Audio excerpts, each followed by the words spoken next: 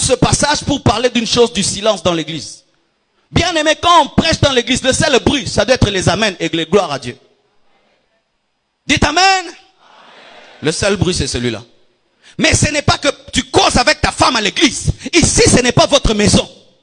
Ici, ce n'est pas votre chambre. Ou tu causes avec tes amis en plein culte. Et ce qui est malheureux, c'est que même les prédicateurs causent à l'église plus que les fidèles parce qu'ils pensent qu'eux sont les amis de Jésus. Qui t'a dit cela? Moïse n'est pas entré. Tu vois, pendant qu'il y a adoration, les pasteurs causent avec son invité. Je hais cela, je hais cela. J'ai besoin d'adorer avant de prêcher. Ou on se permet de causer. Le culte a lieu, les gens causent. On cause parce qu'on est des super spirituels. D'ailleurs, la véritable spiritualité t'amène à être un bébé qui dépend toujours du lait. Lorsque la spiritualité d'un homme commence à l'empêcher d'écouter la parole, il n'est plus spirituel. Les hommes spirituels aiment écouter la parole. Et un homme qui aime écouter la parole n'aime pas les dérangements. D'ailleurs, les vrais hommes spirituels fuient certains voisins qu'ils connaissent être dérangeants. Frère,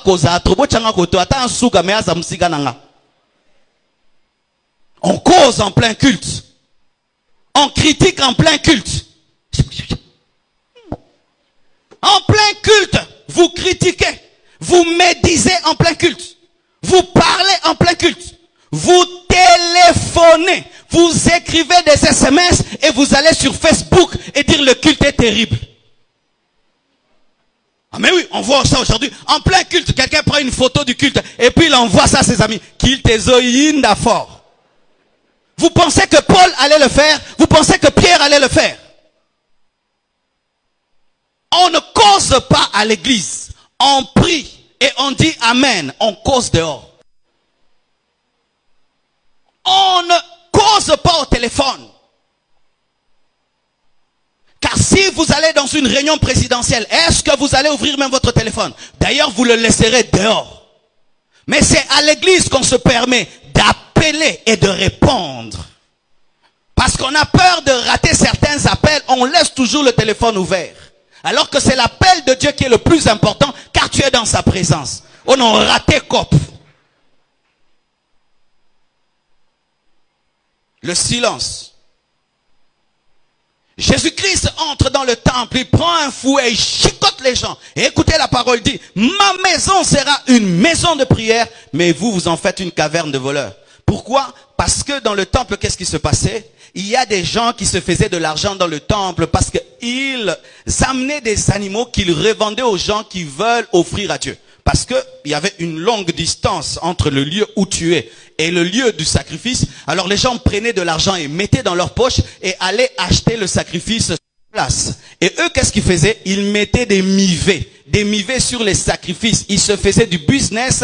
Et comme certaines personnes n'étaient pas juives et venaient de très loin, elles amenaient des monnaies étrangères et ces personnes devenaient des changeurs dans le temple. C'est-à-dire que ces personnes, lorsqu'elles allaient à l'église, elles n'y allaient plus pour prier, elles allaient pour faire le business. Bien-aimés frères et sœurs, si lorsque tu viens à l'église, ce n'est plus pour prier et écouter la parole, tu es perdu.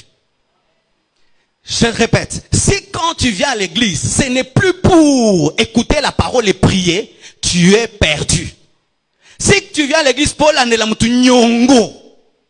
tu es perdu. Si tu viens à l'église pour avoir le boulot, tu es perdu. Si tu viens à l'église pour qu'on te fasse étudier, tu es perdu. Si tu viens à l'église pour avoir des relations, tu es perdu. Si tu viens à l'église pour montrer tes vêtements, tu es perdu. Si tu viens à l'église pour voir les gens et avoir quoi dire le lundi, tu es perdu. Lorsque le but n'est plus la prière et la parole, on est perdu.